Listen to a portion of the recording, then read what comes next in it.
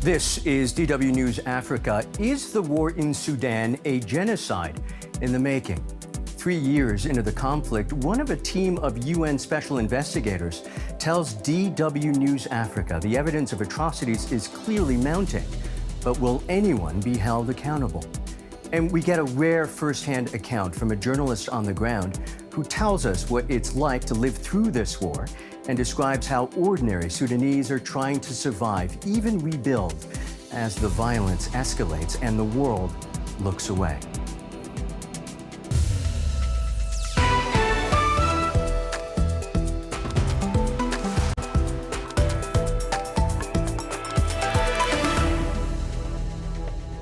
I'm Michael Oku. Welcome.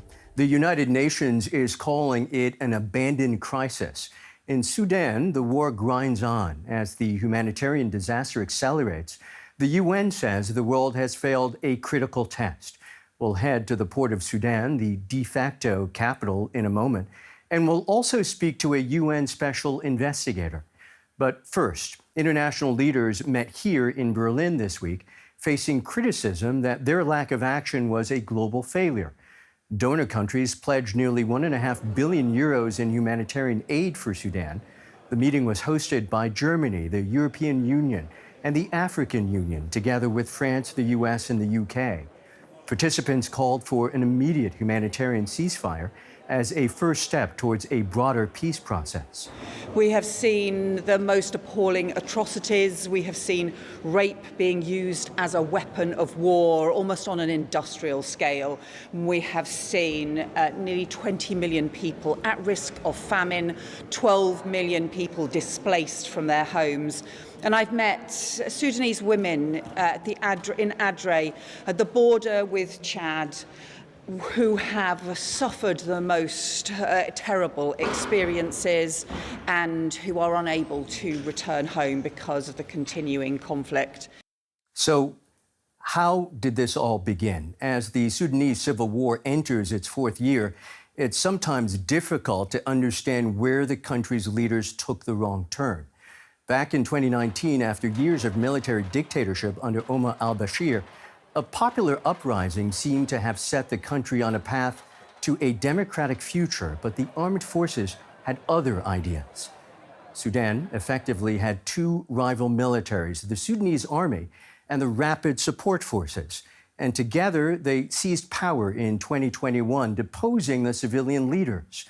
But their unstable alliance became the trigger of the catastrophe to come. 3 years ago, heavy fighting broke out in the capital, Khartoum, the dense urban area that was home to more than 6 million people. Almost 4 million of them fled the fighting. Fast forward, and much of the city lies in ruins. The Sudanese army established control over the capital last year, allowing many to return despite the lack of basic services and infrastructure. But the quiet that has come to Khartoum does not mean it is peaceful, nor is the rest of the country. The UN says Sudan is the world's worst humanitarian crisis. 34 million people need humanitarian help. Almost the same number are acutely hungry. That's nearly 2/3 of the population. Hundreds of thousands of children are acutely malnourished. Millions of the Sudanese have been driven from their homes, with entire communities emptied across the country. Sexual violence, mainly targeting women and girls, is systemic, widespread, and being used as a weapon in the war. Many survivors never report the crimes because of the stigma. Despite that, some women are determined to speak out. DW spoke to a young mother of two who was confronted by the RSF, beaten, and then raped. Her testimony. They forced us and threatened us with their weapons. They told us, if you don't open your body to us, we will kill you. They did all of this against our will. From Port of Sudan, I am now joined by journalist Naba Muhiddin. Naba, I appreciate you joining us. Thank you, Michael. A pleasure. You're there, you're living the reality of this war. Although people have returned to various cities, including Khartoum, I understand whole neighborhoods are in ruins, water and electricity scarce. What is life like there 3 years now into the war? Actually, Michael, life in Khartoum right now is trying to get back to normalcy. People are getting back from Egypt, from neighboring countries that they used to be displaced in or seeking refuge, because after 3 years of war, the future is still undefined, and people they don't know what to do. Because yes, it's a relative safe in some regions that used to be conflict zones like Khartoum, Central Sudan, Al Jazeera, and parts of White Nile and River Nile. Life in parts of Khartoum is getting back to be normal again, but of course, a lot of neighborhoods are in ruin. Streets are destructed, and it's relative safe. But Khartoum now is still under attack by the war, by RSF drone attacks that used to target civilians and civilian infrastructure. So life is trying to go back to normalcy, but of course, it's taking a long time and it's really slow, Michael. You mentioned drone attacks. The UN says nearly 700 people have been killed in drone strikes only since January.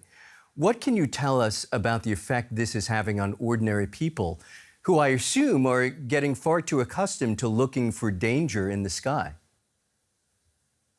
Of course, Michael, there is no safe region in Sudan right now. Every region, including Port Sudan itself, which is now it's the de facto capital, and it's very far in the east near the Red Sea coast. We reported and saw many drone attacks in different cities and towns and villages in Sudan. Some of it's nonsensical even. It's not targeting military camps or targeting battlefields. Drone attacks right now are hitting the roofs, the houses, the hospitals, civilian infrastructure, power plants, and even displacement camps. So yes, Michael, the number is 700. But we believe that it's higher than this. And now there is new fronts with Ethiopian borders. Right now is a new fighting front, and Blue Nile is occupied by the RSF. Civilians are expecting to experience more drone attacks, and of course, air will not be safe for anyone in the country. So many people watching us right now have no idea what it is like to live in conditions like those. Although they've been reading and hearing reports of what's been going on in Sudan, paint a picture for me of what it is like for individuals there. What do they tell you? And you yourself can tell us about what it is like to live with drones flying overhead so many times during the day. Actually, Michael, since April 15th, people are only surviving. They are not living a whole life. People are separated by their family, with their families, separated by the war and the conditions. Me, myself, I live in a separation with my family for almost 3 years. I have not seen them, some of them in Gulf countries and some of them in European countries. So life is very hard in Sudan. Starting from the moment you wake up, you need to survive, providing water, electricity, fuel with skyrocketing prices and deteriorating economy. So it's not only about the security situation, but also the social issue where more than 14 million people are displaced by the war, separated from their families. And of course, there is a lot of more issues like human trafficking, child abuse, women abuse. So the war is impacting every Sudanese person, even that person is privileged by seeking a safe refuge or traveling abroad or having something to live on. Despite that, we are privileged because right now, for a city like Port Sudan and a city like Khartoum, people at least can have some sense of life. But people in Darfur and Kurdistan and Blue Nile, they are suffering and paying the highest cost of this war.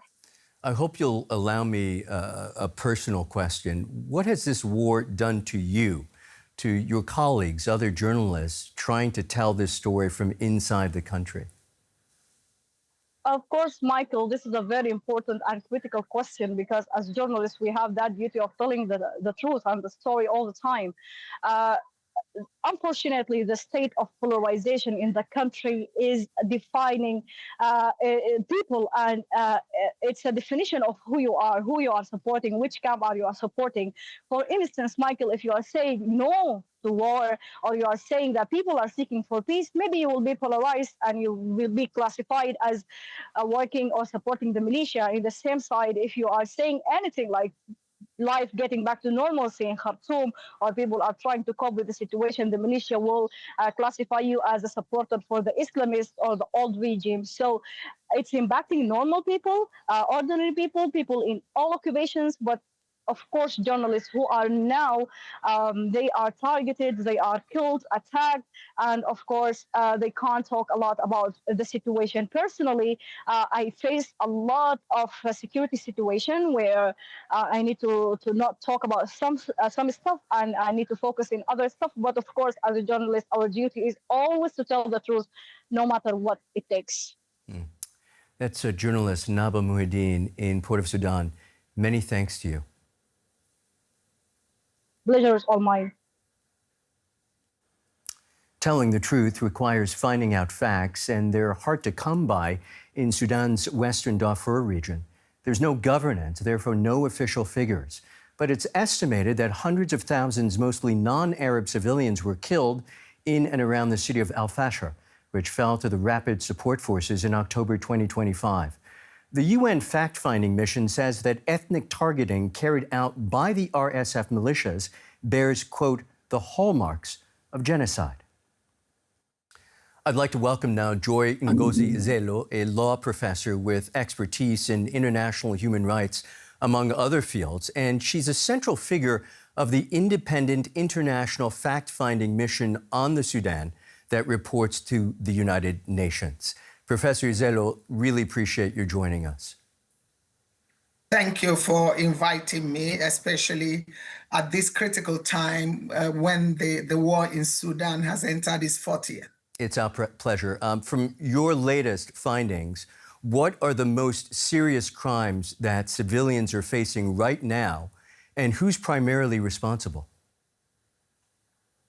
They are facing every day the deaths, killings, displacement. You know, this is one of the worst conflicts going on in the world, with at least 8.6 million people displaced. About 5 million has fled the country, with over 24 million facing starvation, acute hunger. So when you think of the civilian population and what they are facing, and incidents like what happened in El Fasher, with the fall of El Fasher, where people have been indiscriminate attacks, killings, including on civilian infrastructure, market, hospitals, so access to medicals, access to food, even bodily integrity. When you think of the number of women who have been sexually violated, sexual violence is very high. It has been used as a weapon in the war, and deliberate killings, including attacks on protected populations like Zagawa and the Four. So it is a lot. Children are not safe as well, because there is a forced recruitment of even children into the armed conflict. So for the civilian population, is a lot to grapple with. You know, where to go, no safe place, medicals not available, justice not in sight, and the war is going on. We've seen your investigations warn of hallmarks of genocide, as you put it, in places like Al Fasher, as you just mentioned, with reports of ethnically targeted killings and mass sexual violence. Based on your findings, how real is the risk of this escalating into crimes like ethnic cleansing or even genocide? Yes, of course, this is, very clear from our own report and investigation. We find the indicators and things that shows clearly that what is happening is within the spectrum of genocide, and we have to call it what it is, because oftentimes this is missed. But when you look at the deliberate act on civilians, especially the protected population, you look at the sexual violence, the rape, the killings on a large scale as it is happening, and of which many remain missing to date, and deliberate starvation on civilian population. So when you look at all of that, it's very easy to come to that conclusion. And for us, we describe the findings of our investigation and legal conclusion as, you see, extermination. Hallmark indicators of genocide, and we especially of the Zagawa and the four population that are already protected, and there is kind of deliberate intent to exterminate them in whole or in part. And these are things that shows or demonstrate that hallmark of genocide, as our findings show. I just spoke to a journalist in Sudan about life in the country, including coping with the reality that more than 700 people have been killed by drone strikes there since only January. As far as you know, is that indication of an indiscriminate use of force or something closer to a deliberate strategy of targeting civilian life? Well, yeah. Even though our report has shown that war crimes and crimes against humanity has been committed by both sides, but we've seen clearly that RSF has committed most of the war crime and crime against humanity, including being the chief perpetrator of what happened in El Fasher. But be that as it may, when it also comes to drones, both sides are using that, and actually, like you said, between I would say between January to March 15, more than 500 from reports from both within the UN. We are still investigating to verify at least 500. As far as you can tell, are they deliberately targeting civilian life, or is it just indiscriminate killing? There is no, I mean, call it whether reckless, but it's deliberate because there is no attempt to protect civilian population. Even civilians have been attacked in camps, for example, in this place where they're taking refuge. So in East Darfur, for example, on 20th March, you see SAF drones, the SAF drones, Sudanese armed forces, allegedly struck even a teaching hospital. Can you imagine? And then in Eid, and killing about 7 women and 13 children.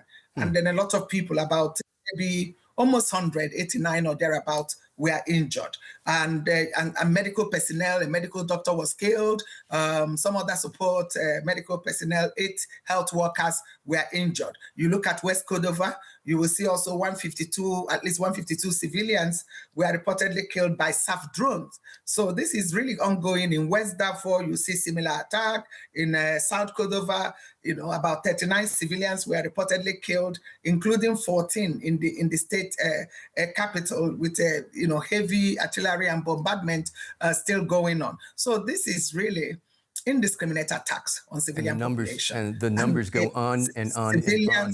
Yes. Beyond the numbers, yes. Millions displaced, tens of thousands killed. What have you heard directly from survivors that captures how this war is affecting everyday life in Sudan right now? It's a war of atrocities. It's a war against civilians and Sudanese civilians. And unfortunately, this war is underreported. This war that has displaced a lot, that has killed thousands, is still not reported. Humanitarian aid is minimal. There is a lot of hindrances in deliverance of humanitarian aid. The catastrophic levels of hunger, that people are eating sand. I've had direct testimony from survivors about people feeding on animal feed. I didn't hear it on one account. Personally, I was in Gorom refugee settlement this January, following the fall of Al Fasher, after long siege by RSF, and people that have escaped from that. And I met and I spoke to a lot of survivors. I've directly engaged with survivors of sexual violence, with human rights defenders like us, with lawyers, with professionals. And I've had this as I moved out in camps in Chad, in Kenya, in Uganda. The story is the same. So there is a system. It's very systemic. It's really deliberate. And as I said, this is one of the largest displacement crises globally, yet underreported, and civilian infrastructure targeted. And there has to be a deliberate effort to protect civilians, to ensure accountability. And this is part of what our mandate is. As you know, we were created in 2023 by the UN in October. And following that, we have a clear mandate, which is to investigate and establish facts and circumstances, including root causes and violations of international humanitarian law, international human rights, and identifying perpetrators with a view to accountability. Well, let's talk about that. Let's talk about that, Joy. I mean, you're documenting potential war crimes and crimes against humanity, but who realistically is going to be held accountable? Yes, part of our work is identifying perpetrators. And also we are collaborating with institutions and other mechanisms like ICC, so which we can pass on the information to them. So accountability measures, because we are cooperating with other judicial entities like ICC. So this evidence, we have our report where we have it fully documented, some of it not made public at this stage. And then we hope that we hand it over to judicial mechanism, international, regional, and domestic accountability mechanism as relevant. At this stage, we don't think municipal or domestic accountability mechanism will suffice. We definitely need international accountability mechanism. And that's why we're advocating that ICC mandate should cover the whole of Sudan and not just Darfur, as we currently have it. You are in the thick of this process. What is your gut telling you after going through the investigations, the interviews with people, documenting all of the facts that are coming in? Do you, in your gut, believe people will in fact be held accountable? I'm thinking this may be different. I know that this war has prolonged. Nobody expected that it would enter the fourth year. And it appears it's not a war that either side can win, in the field, that it has to end up in negotiating table. And that part of that negotiation will include a clear accountability mechanism. Because as we speak, there have been previously indicted people who have not been handed over to ICC. And then we have seen also in addressing or investigating the root causes of conflict in Sudan, that part of the problem is lack of accountability for previous impunity and violations of international humanitarian law and other human rights. And that's why people think they can get away with it. And if there is no accountability, there won't be durable peace. Any peace will be fragile because before you know it, one side or the other will be trying to retaliate because the justice, they haven't seen the justice. So we need that accountability. So my gut feeling, like I said, is not something like SAF is advocating that they can handle domestically. It cannot be a domestic system. It will have to be a mix of all. And then we have to explore other ways to make sure that all those who have committed this crime do not get away with it. And that is how to assuage Sudanese population have been hurt by this war. As I listen to you talk, it's clear your report is effectively a warning. Sudan is, as some are calling it, an abandoned crisis. And if the world doesn't act now, these atrocities could worsen. What specifically needs to happen to prevent that?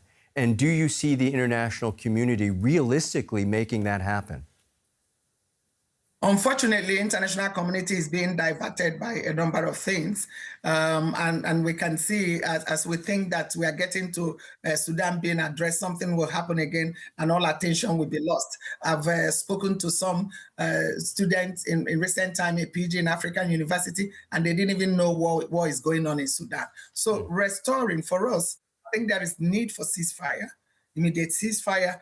For there to be peace in Sudan and the wider region, there must be a proposal that will deal with the cycle of violence that have haunted Sudan for decades. And this includes accountability. And when we talk of accountability, it's not an abstract legal exercise. It's about restoring dignity of victims.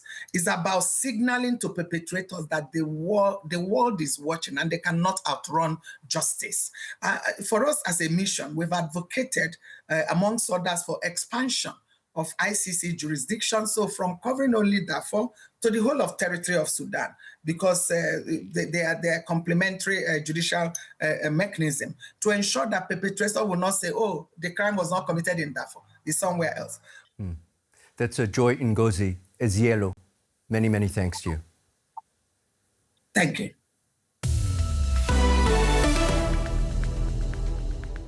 We should mention Pope Leo is on his first visit to the continent, including Bamenda, the largest city in Cameroon's Anglophone northwestern region. It has been plagued by separatist violence and a government crackdown that has killed more than 6,000 people. He had this to say about those who wage war. The masters of war pretend not to know that it takes only a moment to destroy. Yet often, a lifetime is often not enough to rebuild. They turn a blind eye to the fact that billions of dollars are spent on killing, on devastation, yet the resources needed for healing, education, and restoration are nowhere to be found. That's it for now. Be sure to check out our other stories on dw.com/Africa or on social media. We leave you with some pictures from Cameroon. We'll see you next time. Bye for now.